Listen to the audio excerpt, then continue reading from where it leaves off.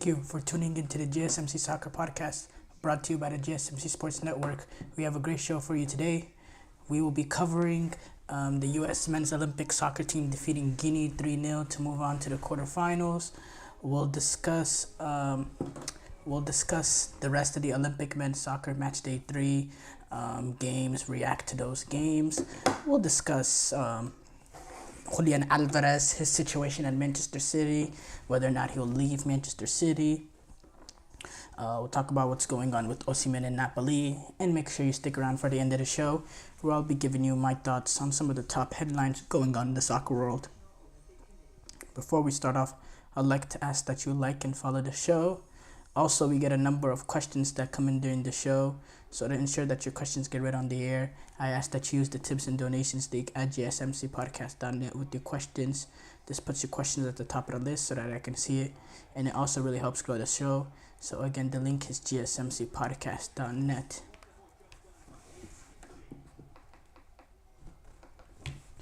Before we start off, I will say, I feel like I'm wrong button. Yes,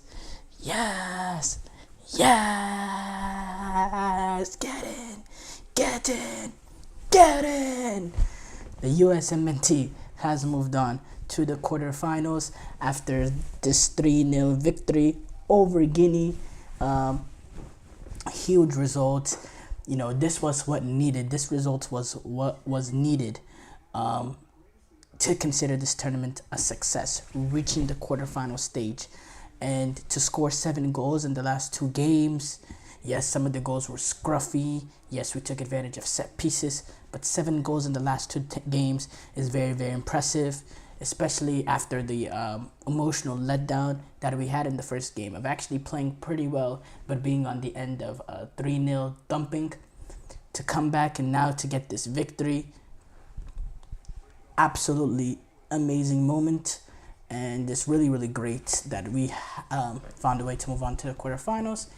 And yeah, first of all, I'd like to applaud Mitrovic. Mitrovic decided to change it up in taking out Duncan Maguire, who, you know, I've questioned his ability, to say the least, and bring in the likes of Griffin Yao, who's been splendid in the few cameos that he had at the end of the previous 2 games before today's game. And Griffin Yao came in and had an absolute splendid game. And it was really, they listed it as the starting lineup. They listed Paxton Aronson as the false number 9. But him and Griffin Yao were kind of interchanging because they both have that ability. You know, honestly, they're both not number 9s, but they both have ability. They both are technically more gifted to Duncan. So they both have versatility to, you know, interchange. That's what you get when you have players with ability up top rather than Duncan Maguire that really just gives you work rate and pace and, you know, a different way of playing out. But when you have players with actual skill up there, they can interchange, they can use their ability in tight spaces, and that's what we saw. We saw better ability amongst the attack. We saw a more fluid attack from us, and it made us very dangerous in transition because there was a fluidity about us with the way they were interchanging. It was absolutely brilliant to watch. Paredes look more comfortable in there too as well. He got 2 goals, so by far his best game so far of this tournament. There's no 2 ways about that. He was absolutely sensational, vital, getting that second goal that calmed it even more, and then, you know, eventually getting the dagger at the end. But look, Guinea looked flustered, and when we got that first goal, Guinea were, you know, turning over the ball in areas that they wasn't even getting pressed that, you know, that hard, you know, and it was just a very sloppy from Guinea, and they really lacked any sort of, you know, play. And then yes, they were, you know, they had a lot more of the possession, especially in the second half and the end of the first half, and they were able to get more registered shots. But a lot of that was the US allowing it to happen. The US were put themselves in a position that they were, especially after the second goal, that they were comfortable going on the back foot, not getting out of second gear, and allowing Guinea to have possession of the ball. Because to be honest, it was all mindless possession. It was controlled possession from the U.S. They allowed it to happen, and they were fine with it because the U.S. were just making it narrow. And the U.S. And Mitrovic understood that these Guinean players, especially with Naby Keita not being out, who pulled up, I believe, with the injury a few minutes before kickoff. You really saw the lack of organization in the midfield since with the likes of Naby Keita. Because let's be honest, I have to be 100% honest. The Guinea team that I watched play against France and the Guinea team I watched play today, two different teams. And you have to say, Naby Keita's injury does have a big factor in that, because he gives them that organization and that leadership and that experience in midfield, and that's, they couldn't control it, especially early in the game. Whenever US were on the front foot, they couldn't control that midfield. They couldn't get proper possession of the ball. They started getting possession when the US dropped off, and the US were allowed Guinea to, be in possession, but it was all controlled, as I said. And that's a good ability to have, to be able to understand situations, understand game moments, because if the U.S. want to make this run to get a medal, they're going to have to bunker down against certain teams. They're going to play without, even against the likes of Morocco in the quarterfinal. That'll be a game in which there will be certain periods where they need to be tight, they need to be compact, they need to close the spaces, and to keep the danger, away from shots, because Morocco has quality to do that. And they will need to be compact, and they'll need to show their quality. There will be moments like that, absolutely. So it's good, Mitrovic, he's able to provide that. I thought he made a great change with bringing in Griffin for Duncan Maguire. Georgi Mihailovic, I've been negative towards him, but that was a good free kick. I thought overall his performance was decent. He wasn't special or anything like that. I saw some people getting carried away. But he was decent. He wasn't bad. He wasn't horrible. It's just that, with a guy that's an overage player, you're expecting him to be up above and beyond the leader, the best player in this team. But he's taking advantage of his set piece opportunities. I think today's game, his service on set pieces was a lot better, a lot more dangerous. I thought we had chances in set pieces. I thought Walker Zimmerman looked dangerous in the air with the height that he provides. And I think set pieces will be important in the knockout stages, especially going on against quality that's going to be better than us, let's be honest. We're going to play a Moroccan team that has better players than us, especially, with their first, 5-6 players. They have some real quality in that team. They can take advantage. They can take possession of the ball and really seize control of the game. They have quality all over the pitch. So that's going to be an interesting time. But going back to this game, Guinea, they looked out of it. They didn't look comfortable. And this game was really over before it began. And extremely great performance. By the way, I add this. This is the first time the USMNT, who has reached the quarterfinals of an Olympic Games since 2000. 24 freaking years since the last time the U.S. has played a knockout stage game in the knockout stages in the Olympic Games, the men's. That's unbelievable. Yes, we all know this is the first time that they qualified since 2008, but the first time you're playing a knockout stage game since 2000, and this was one of the best USMNT's U23 performances in the Olympics, winning 2 of their 3 games. And the way that they won their first 2, the 2 games in which they punched them in the mouth and got rid of them early. Even against France, you could argue amongst the run of play, we were probably the slightly better team. But no, overall, Griffin, excellent game. Kevin Paredes, excellent. I thought Aronson was decent. I thought Mihailovic was decent. Tessman, I think he's been solid throughout the entire tournament. Dietz, I think he did the job. Don't think he's exactly like Gianluca Busio, but I thought he did the job. I thought, again, Harriel and Tolkien weren't tested much, but were good. I thought Zimmerman and Robinson, again, weren't tested much, but they were solid.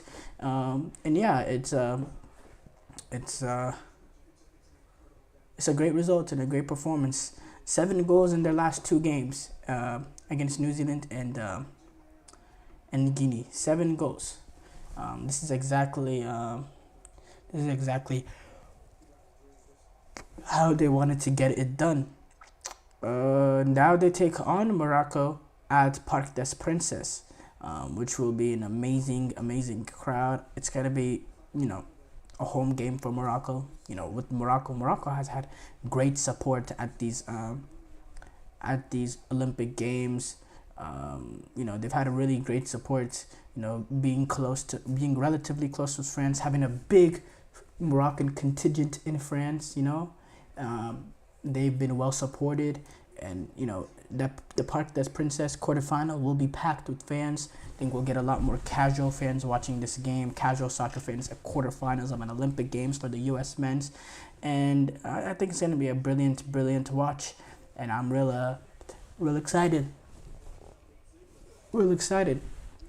And I think if the U.S. could take advantage of set pieces, they're able to defend well in certain moments, not being afraid to be tighter, having a lower block, and forcing the other teams to break you down, and then being able to... Because another thing that's underrated about this team is this team can play in transition.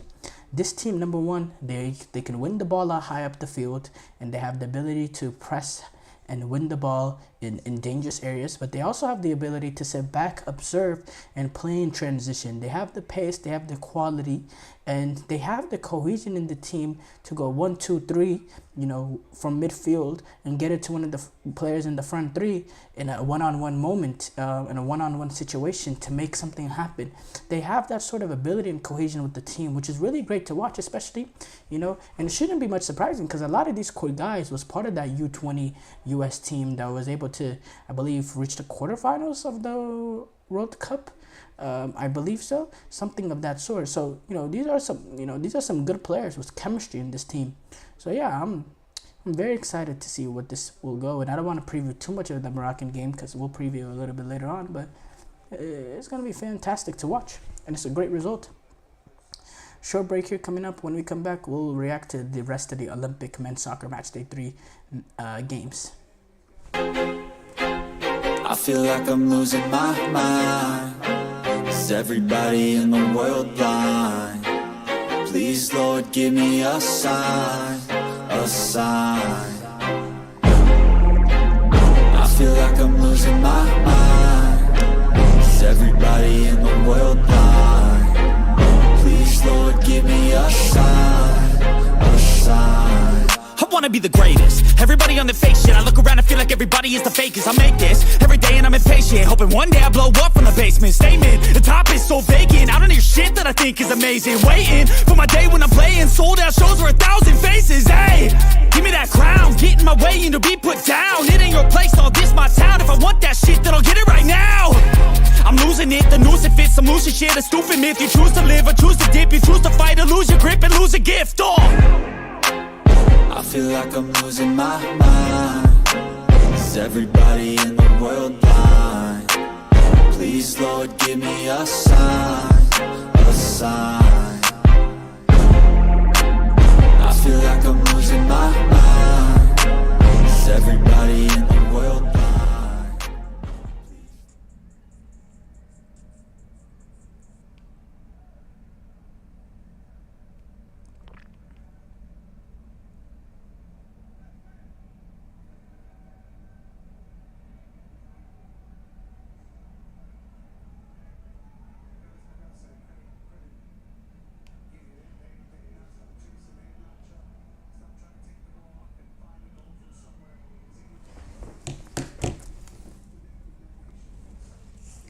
Before the break, we discussed the U.S. men's Olympic soccer team defeating Guinea 3-0 to move on to the quarterfinal.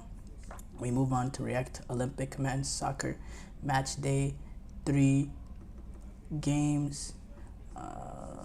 Let's pull up exactly what happened here.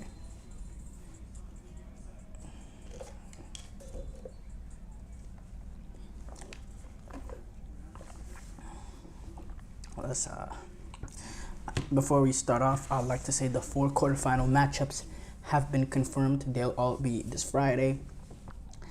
Morocco take on the United States. Japan take on Spain. That'll be interesting. Egypt take on Paraguay.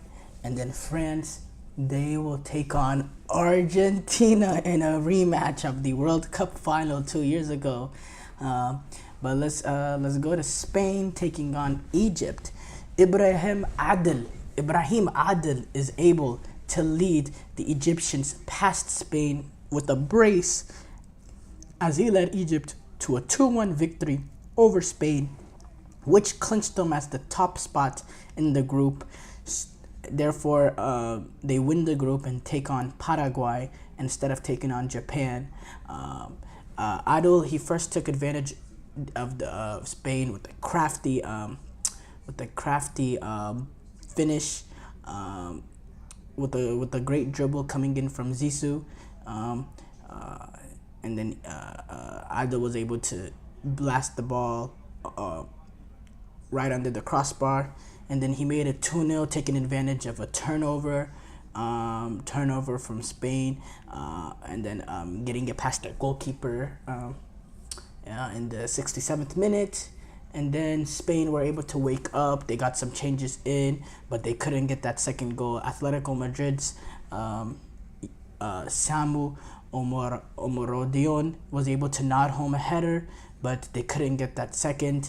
And Egypt earned the top spot in the group, and it was a massive victory for them. One of their best moments in Olympic soccer history, which they've been in a lot. They've been in a lot of games. So great performance from them. Dominican Republic took on Uzbekistan. They played. It was a 1-1 draw. They were, Dominican Republic came in needing a win in the game, and they needed help from Egypt. But with the draw, both teams were out, and even if Dominican Republic were able to beat Uzbekistan, with Egypt winning against Spain, that was not going to be enough. They weren't able to catch up to those two teams. So, yeah. Ukraine and Argentina. Argentina were able to get the 2-0 victory in a game that they weren't exactly over Ukraine, in a game that they didn't really impress. Very, very disappointing and underwhelming game. It was tight, contested game. Reminded me a lot of the Ukraine-Belgium game from the European Championship. It was a very similar situation. Both teams all teams in the group entering 3 points. That game finished in a draw, but I think it was like this game was similar. It was very, very tight. It was a fair game, and really, it was going to take a moment of absolute brilliance for anyone to get it through, because it didn't seem like there was much good chances that were going to be created. And that moment came from Thiago Almada with an absolute amazing curling effort, slightly out of the box, and it put them 1-up in the 47th minute. And that's what it was going to take for that break to come, a moment of quality. And the thing is, this Argentinian team has those players to make a moment of brilliance happen. That's still what makes them deadly. Despite them being underwhelming this tournament in terms of general play, they still have some world-class players in the team. You have the likes of Thiago Almada or Julian Alvarez, maybe world-class is a stretch, but I'm saying, quality players. And then Ukraine, they were able to, after that goal, they were able to create a few chances for themselves, but Argentina defended it very, very well, and then they were able to get a goal. Later on to push it and win and move on to the knockout stages as group winners, just based on as second place actually in the group, as Morocco were able to win their group. We'll discuss why Morocco won the group a little bit later on when we talk about their game. But yeah, now that Argentina take on France, so there needs to be improvement amongst this team. And I think France has underwhelmed themselves through this tournament. So yeah, we'll talk about that. Morocco, they were absolutely able to thrash Iraq. They scored 3 goals in the first half. Dominant game. Really took the game by the scruff of the neck and really suffocated Iraq. Amir Richardson, absolute brilliant player. Sofian Rahimi, also another quality sort of player who is up for gold. Who's gonna, He's up in the golden. Well, he probably can win the golden boot race. I believe this is now 4 goals for him at this tournament. And then Abdi Ezalzouli also was able to get a goal. Barcelona youngster, former Barcelona youngster. Another player was quality. We obviously know Akraf Hakimi. But yeah, it was absolute domination from Morocco. 13 shots to 1 in that first half, having more than 70% possession. Yeah, they're absolute dominant and deserving victory, and they have some players with some great individual skill and talent that can really be deadly against the US, because there's some real players. And by the way, interesting storyline there going with Amir Richardson. Amir Richardson is a quality player, and he chose Morocco over the US and France, who was also another option for him. But this is a guy that has real quality, and not much people talk about Amir Richardson being a huge loss for the U.S. When you can talk about the roles of dual nationals in the U.S., this is a dude with some real quality. So we hope he doesn't come back to bite us on Thursday or on Friday. So obviously, U.S. taking on Guinea, they guaranteed they clinched their spot in the quarterfinals of the Olympic Games for the first time in 24 years by defeating Guinea 3-0. Kevin Paredes had a brace. Mihailovic opened up the scoring with an absolutely brilliant free kick in the top left corner. Very similar to the Neymar free kick against Germany at the Olympic finals last year.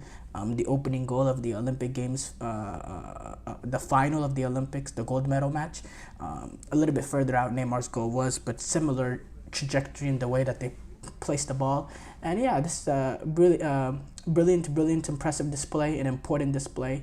And they find themselves in a position now that they're, a victory against Morocco away from having 2 chances to win the medal. Because if you're in the semifinal, you win that game, you're getting a medal. You're either getting gold or silver. And then if you don't win that game, then you put yourself in a position that you have a bronze medal opportunity to win a medal. So if they can beat Morocco, they put themselves in a position that they have 2 chances to win a medal. That'd be great to watch. France, they took on New Zealand, the other game in this group, and France was able to, ride the momentum that they've been on with 2 victories and impressive and, dismantle New Zealand, who really lacked any sort of quality and ability, and they were they were able to completely dominate this game. Jean-Philippe Mateta, Desiree Doué, Arnett Kalamiondu was able to score. The French were able to outshot the New Zealand 32-8. It took a big game from Alex Poulsen, who came up with 6 saves to prevent this blowout from being even more disastrous. France were able to get some rest in for players too, some vital players like Michael Olise, who only played for 25 minutes, Louis Kabade, one of the overage players who only played 12 minutes, and then the other overage player, Alexander Lacazette, who didn't play at all.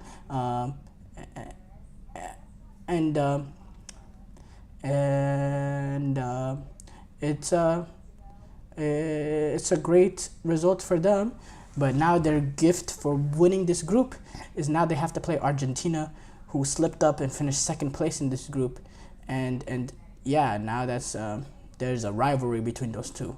There's no 2 ways about it between France and Argentina, and yeah, we'll be excited to watch that game, and we'll talk about it more as we discuss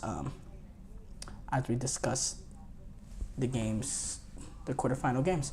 Paraguay took out Mali. It was an amazing game, end-to-end. Some brilliant football, attacking display between 2 good quality teams, but Mali was not able to get it done. Paraguay was able to get that tight 1-0 victory in a game that really they kind of controlled how this game was going, because, they only needed a draw, with what was going on in that other game. They only needed a draw to get through. Mali need to come out and get the win. And once Marcelo Fernandez, absolute screamer of that volley, an absolute brilliant volley, which will be the goal of the tournament, I'm sure about it.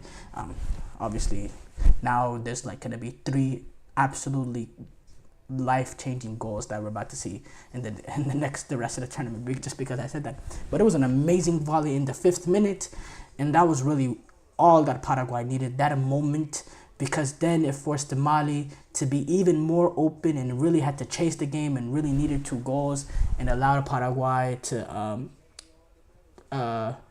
observe a little bit and hit back in the counter, which they did brilliantly with the ability that they had. They weren't able to get the goal, but they still made it an amazing game in the way that they played in transition. They could have just sat back and really just bunkered down, but they decided to play a little bit, which made the game even better.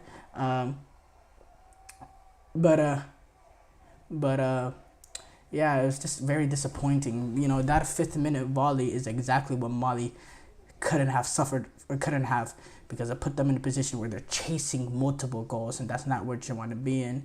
And again, Mali just didn't really have the right quality. I'm not saying they didn't have quality, but they didn't have the right quality to be able to get the ball into the back of the net, and that's what happens. The goal scoring has been a problem with Mali, despite a lot of chances created, a lot of good general play, a lot of open-ended, fast-paced, energetic football. They haven't really been able to get the ball in the back of the tournament enough in this tournament. And they'll be going home. Paraguay was able to do enough, and now they have earned the right to take on Egypt in the quarterfinals. Israel was able to take on Japan. Mayo Hosoya was able to get a stoppage time winner to get a perfect 3-for-3 group stages.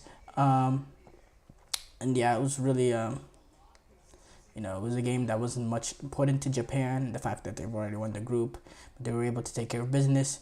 Now Japan get to take on Spain.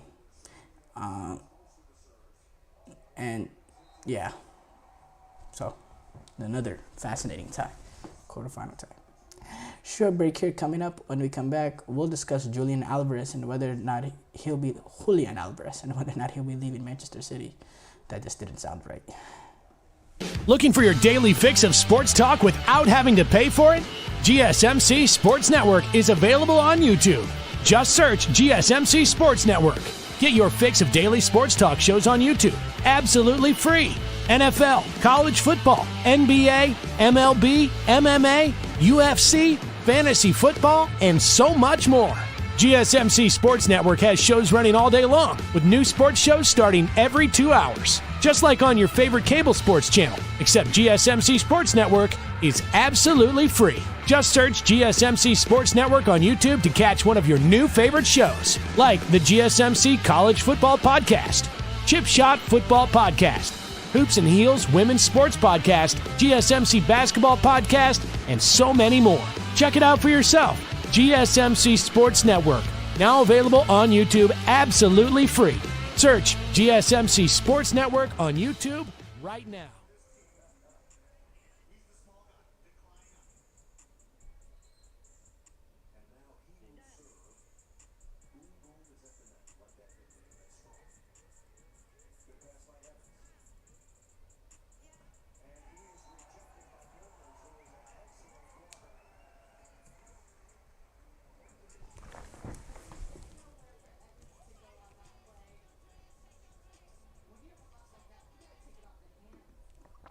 Before the break, we talked about the Olympic men's soccer Matchday 3, reacted to those games. Now it's time to move on to talk about Julian Alvarez. Some interesting comments coming out from Julian Alvarez, not just from him, but also from Guardiola. It's a interesting talk going around him. The main question is, will he leave Manchester City? Should he leave Manchester City? Julian Alvarez is a unique player. Very, very talented, very, very gifted, very versatile, and do a lot of different roles. He can be, that sort of number 9, a vertical type of number 9 that can go in behind and really stretch an opposition, has quality, has pace, but also give you a brilliant work rate with his ability to run. He has that element to him, but he also has an ability where he could be a focal point, sort of creative player, that he was able, when De Bruyne was hurt, able to play in that midfield, sometimes be the main creative force in the team because he has creativity. He also has ability to play on the wing. He can play anywhere in that front three attack and midfield. He has versatility to play in any of those sort of positions, and he's a perfect sort of player because when you have him on the pitch, he can interchange. He can interchange with a lot of players. I really think he's a similar player to Griezmann. Very, very similar. So when I saw the links to Atletico, I was like, that can be the next Griezmann for Diego Simeone because he gives you versatility. I think he has brilliant work rate. He really reminds me of Antoine Griezmann. He's an absolutely amazing player, Julian Alvarez, and he's completed everything. He's won a World Cup, he won Champions League, he won Club World Cup, he won everything. So he's a guy that's done it all, and he's still very, very young. And the thing is, to act like Julian Alvarez doesn't play at Manchester City is doing a disservice because he does. He does get play. He has a lot of appearances this past season. But the two things is, a lot of those appearances did come from off the bench, number one. And a lot of those appearances also came from players getting hurt. But the other big thing is, these appearances don't come in the big games. He's not starting against the likes of a Liverpool, against the likes of an Arsenal, against the likes of a Real Madrid in the Champions League on the big stage. He's not starting and having a big impact in those sort of games. He's a bit part sort of player in those sort of games. And Julian Alvarez, he believes he has the quality now, being age 24, has the experience that he wants to be that starter game in, game out. He wants to be that sort of player that is relied upon by his manager to be the talisman of a team. He doesn't just want to be Erling Haaland's running mate for a while of his career. He does not want to do that. So, he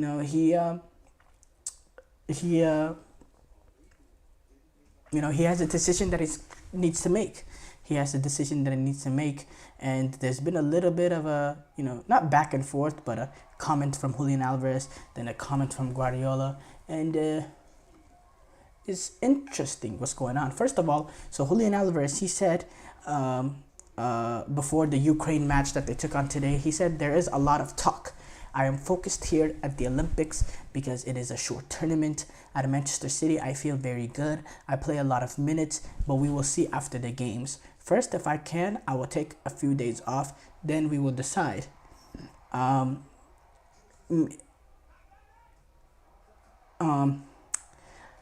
He also said, maybe it's annoying to be out in big games. Players always wanted to help on the pitch, but my season was good, so I'm very happy.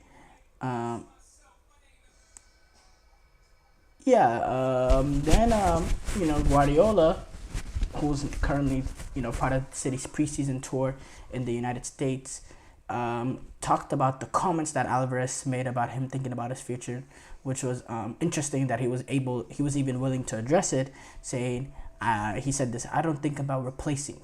I know he wants to play in important matches, but the other players want that too. We have 18 or 19 players who want to play in the important games. I read he has to think about it. So, okay, think about it, and after that, he will inform us what he wants to do. I think that's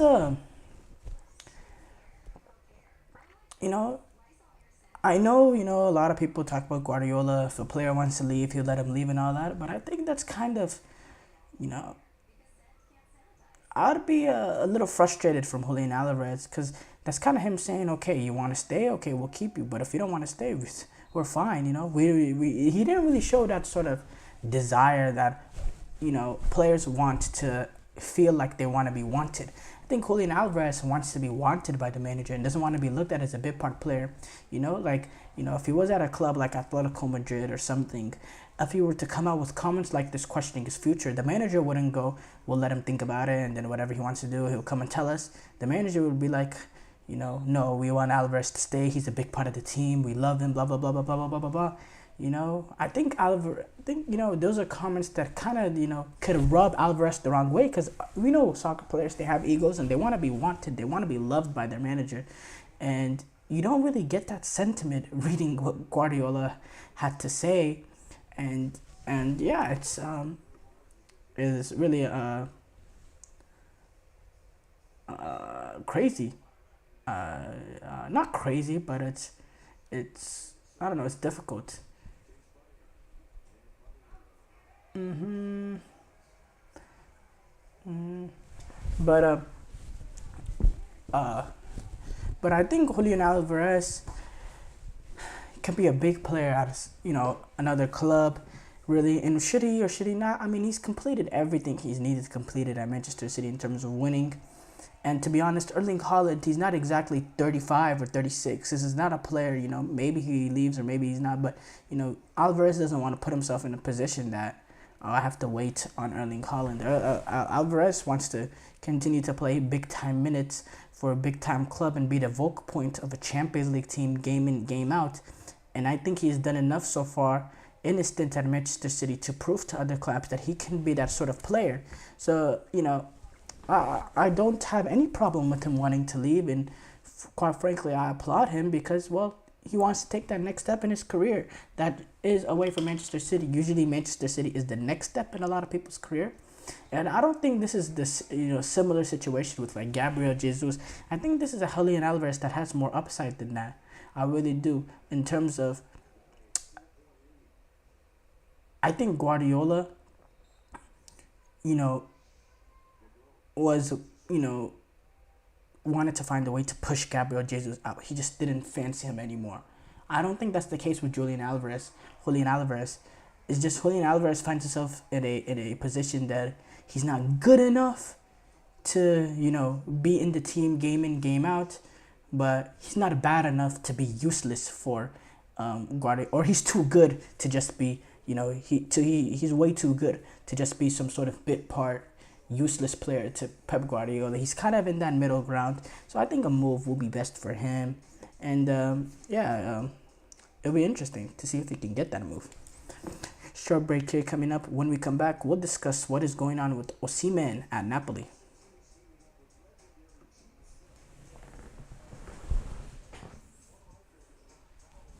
For the best and latest podcasts available anywhere, go to the podcast app on your cell phone and type in GSMC to access free content-rich podcasts on health and wellness, book reviews, sports, entertainment, relationships, social media, movies, technology, finance, and even weird news. Subscribe and download the GSMC Podcast Network's family of shows, available everywhere podcasts are found.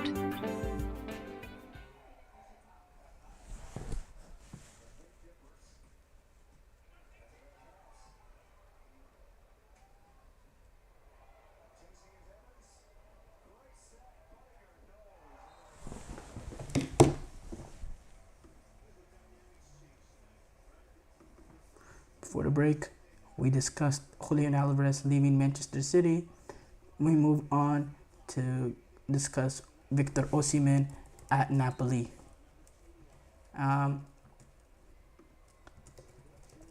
Victor Osimhen,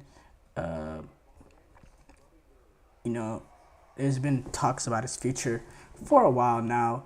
And I think there's some talks speculating even more with some rumors coming out regarding Chelsea mulling Lukaku Osimhen swap. Not exactly like for like, but obviously with the transfer value, it's clear Chelsea are still interested in the Napoli striker. I don't know what made them regain their interest of the past, because we know Chelsea have been always interested of Osimhen, but it kind of, died off over the past, several months or so.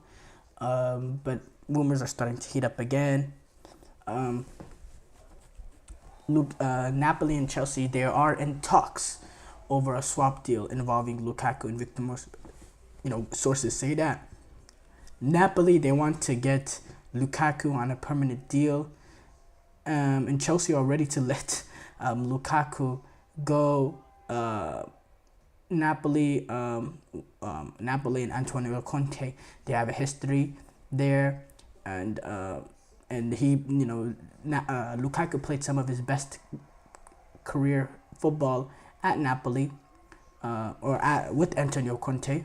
So it's obviously, a match made perfect there. With Osimhen, it's looking like, Chelsea are not going to be able to afford to pay that transfer fee this season. It has to be a loan with an option to make the move permanent later on. That's what it's most likely to look at, as Chelsea find themselves in a little bit of a financial hardship. Osimhen has been linked with this move away, and he's actually was not even on the squad for a recent friendly. PSG has also been linked with him. Yeah, I don't know. I don't know if this is likely. I think Osimhen would be an amazing addition for Chelsea in the fact that they just need someone to get the ball into the back of the net. They haven't had that sort of player for a long time. We thought Lukaku was going to come in and be that. He wasn't. There was the Timo Werner experience. Obviously, he wasn't efficient enough in front of goal, and he lacked ability in tight spaces. And, since Diego Costa, Chelsea has not had a number 9, And Osimhen is a guy that he's a great box striker. Chelsea created a lot of chances.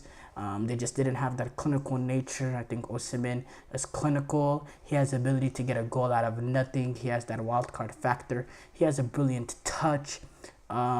He has that unique sort of goal scoring ability to where he can get a goal out of nothing. He can create a goal for himself.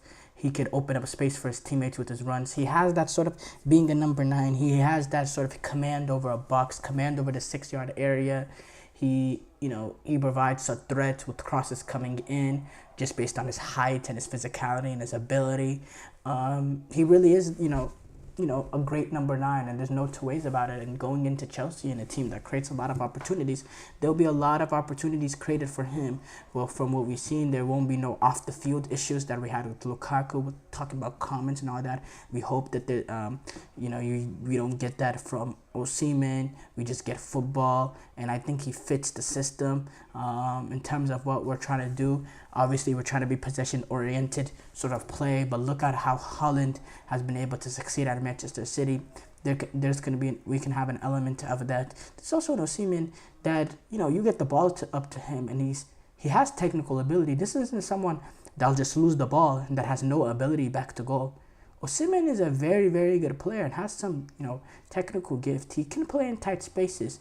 He can play as sort of, be that hold-up man and bring others into play. He has that sort of quality. So I think Osimhen will be a good fit at Chelsea. I do. As long as this is a player that Enzo Maresca wants in, and Chelsea do, they've made it clear that Enzo Maresca is going to be a yes man, and he's not going to have much say on the transfers whatsoever. And if Enzo Maresca doesn't think Osimhen is the right man for his system, but he doesn't have a right to actually say his opinion because he has no decision on transfers, that's a deadly scenario and a potential scenario for a toxic situation. So we hope that Chelsea are at least doing their due diligence in making and talking to Enzo Maresca about the likes of Osimhen coming in, and being able, if he thinks Osimhen can fit, because that's going to be very, very important. Very, very important. This is Osimhen. Last season, he had 15 goals and 3 assists over the 25 games. And an overall, hugely disappointing season for Napoli. He had 15 goals, which is not brilliant, but it was a very disappointing season for Napoli. They weren't able to get anywhere near the top 4. It was a huge drop-off. But in their Champions League winning campaign, he was able... not Champions League winning. In their Serie A winning campaign, when they were high-flying, he was able to get 26 goals in 32 games. He had a brilliant output. But, if you look at the seasons before that, 14 goals, 10 goals, 13 goals, and then the goal in the season in 23-24, where he only had 15 goals, You see a little bit of an outlier, which is that 26 goal campaign. But you could argue that the way that Napoli team was able to create chances for him in 22-23, this Chelsea team can do that year in, year out. So maybe you'll get that 25, 26 goal output year in and year out, because I do think Chelsea as a whole, still, despite how bad Chelsea have been, still think overall the quality, they have better players than Napoli, players with more ability, players to be able to create more than Napoli is able to create. So, Napoli, they're going to be stingy. We saw the situation with them going on in Kvaratskhelia. They're not going to get played. Napoli is known for having that tough sporting director. And they're not going to get pushed over by Chelsea by any means. They're going to get the value that they deem is necessary for the player of Osimhen's quality. There's no two ways about it. And whether, that is a loan and a future buy or whatever they deem, but they're not going to put themselves in a position that they don't think they got enough for Osimhen. If they have any hesitation on whether or not they're getting a fair deal, Napoli, then they're not going to do the deal. They're not going to get played. There's no way they have backbone in terms of these sort of situations. You remember how long it took for someone to get Koulibaly out of Napoli, and it ended up being too late because he left out of his prime and he was a disaster. That 1 year at Chelsea actually ended up going to Saudi a year later. So we know the situation going on with Napoli.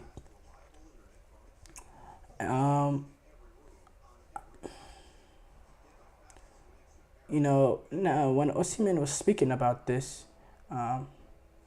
actually this was a few whiles back in January, he was on a podcast. So he said, in times like this, when you're one of the hottest strikers on the globe, you expect this kind of speculation. At the end of the season, I've already made up my mind. He said that back then. He's already made up his mind. So, that sounds like someone who wants to go out. And what that club is, me being a Chelsea fan, I'm wishful thinking. I'm thinking it's Chelsea. Especially the main rumors was Chelsea. Chelsea were the main team that needed a number 9.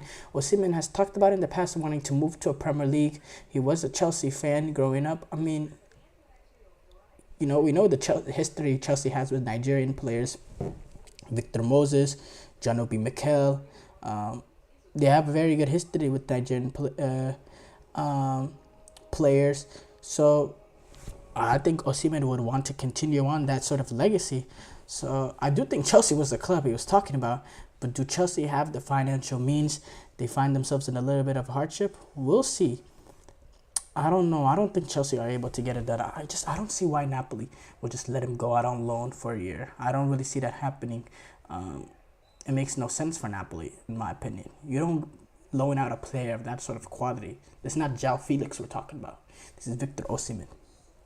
Short break here coming up. When we come back, we'll discuss some of the top headlines going on the soccer world.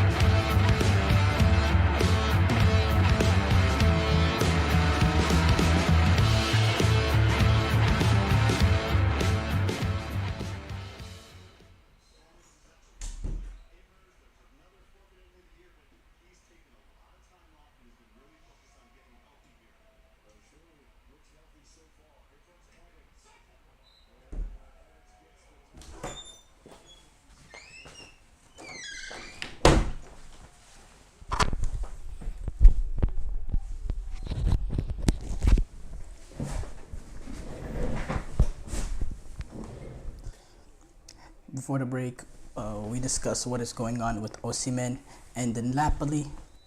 We move on to discuss some of the top headlines going on in the soccer world. We start off with Chelsea, another goalkeeper coming in, Philip Georgeson, Denmark international, Denmark youth international. He's actually born in Sweden, which is interesting, but yeah, they signed the Danish youth international. Robert Sanchez, he's set to start as Chelsea's number one goalkeeper this season, but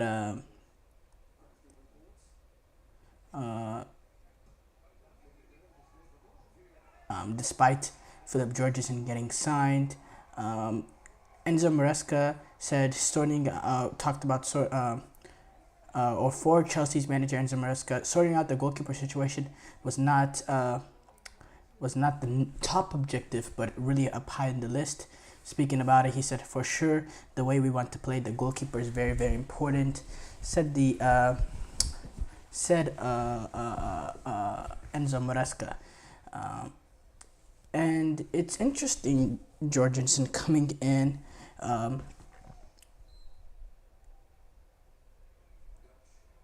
Because Jorgensen is not really the solution to this problem. He's another developmental guy, another sort of signing like Petrovic or Gaga Salina, any of the goalkeepers we've signed. I just think Chelsea, if they want to sort out that goalkeeper situation, stop with all these, potential options that could develop all that blah, blah, blah, blah, blah. These mediocre sort of goalkeepers. Go out and go get a Mike Maignan. Go get someone of that world-class ability that's under the age of 30 that has 10 years in him. Why do all this? If you want to sort it out, just go break the bank. And, you were able to break the bank on 1,000 outfield players, but you didn't decide to get a goalkeeper? Unbelievable, what this Chelsea hierarchy has done. Unbelievable. And again, I could go on and on about how much of a failure this new hierarchy at Chelsea has been since they came in. I don't want to go too much, but it's been a disgrace. Barcelona, they are ready to completely switch their attention from Nico Williams to Danny Olmo. It doesn't seem like Nico Williams is going to happen, but there are other options like Danny Olmo. Nico Williams, who's been Barcelona's top priority, and even Joan Laporta saying his 58 million euros release clause is, affordable, but the transfer is not looking possible or likely. It's not the problem of paying the release clause. Barcelona has that money available, but they don't know if they're able to register him with La Liga immediately because of the salary cap, blah, blah, blah stuff. And with the La Liga spending limits, they need to bring in more cash through transfers, through revenue. We saw Real Madrid, they were able to register $1 billion in revenue over this past season. They need to register enough to be able to spend more money.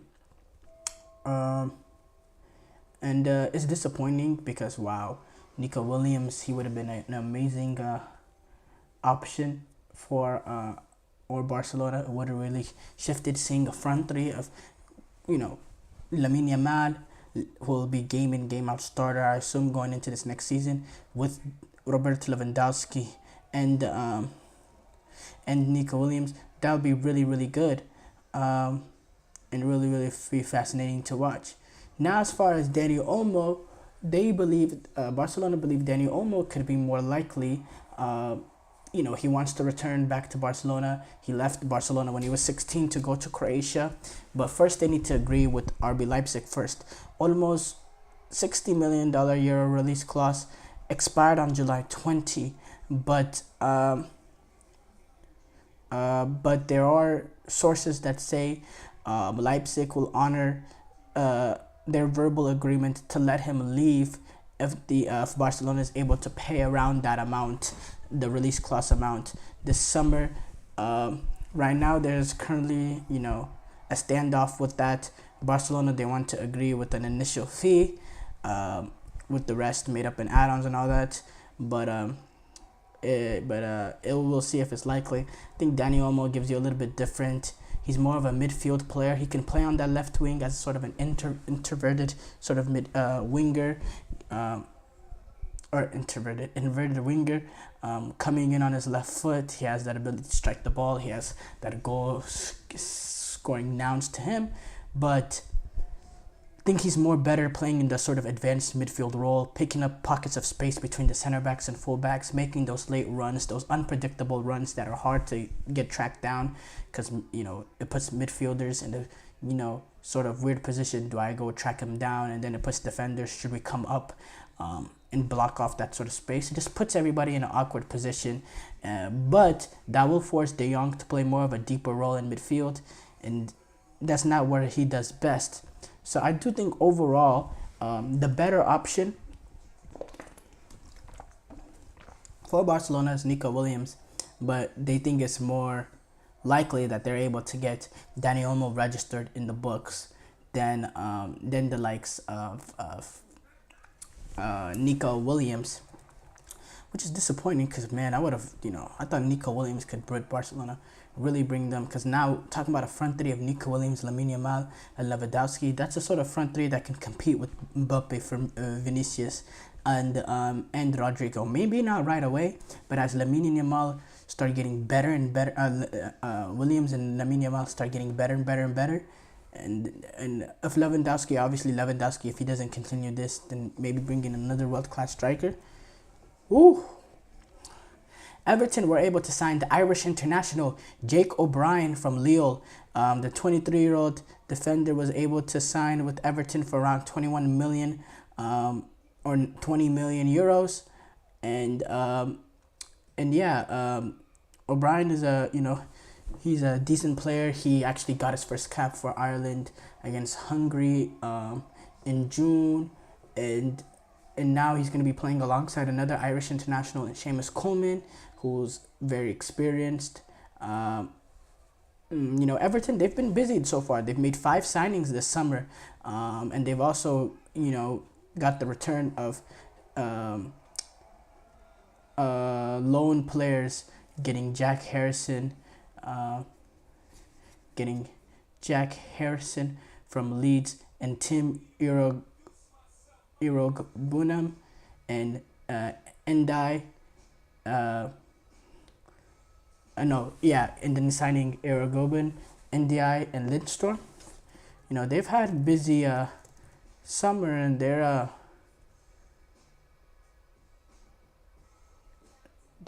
really trying to get themselves back into, out of that relegation race. O'Brien, speaking about the move, said, "Seamus has been on to me to sign for Everton. He's a top guy, a brilliant captain, and to play under him here as well as with Ireland will be a privilege."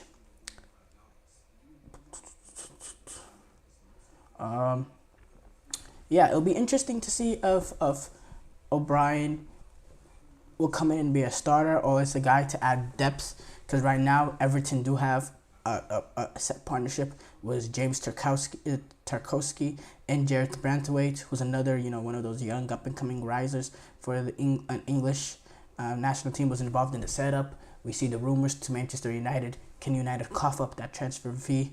We don't know. But, if they're able to retain Brantwaite and Tarkowski, I think O'Brien can come in and be very, very solid depth, I think, for Everton. And it's important that they need this sort of depth to keep themselves out of the relegation race, because, I'll tell you what, that relegation race is fierce down there, and, you don't want to put yourself in a rough position. Al-Neni, he has moved. Right now he's at the Olympic Games, but, it's been announced that he's going to be moving to Al Jazeera, the Emirati club. Roma was able to sign Argentinian Solé from Juventus to Southampton. are able to sign forward Brereton Diaz, the Chilean international. They also signed the midfield Matsuki, the Japanese international Karyo Matsuki, playing. He's actually involved at the Olympic Games going on. I believe he's at the Olympic Games going on right now.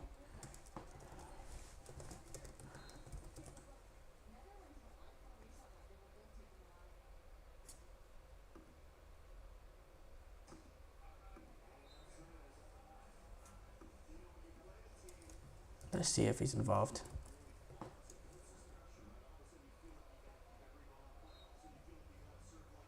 No, Matsuki Kuryo is not involved in that team actually, but a player that would be involved if he was, if he wasn't making a move.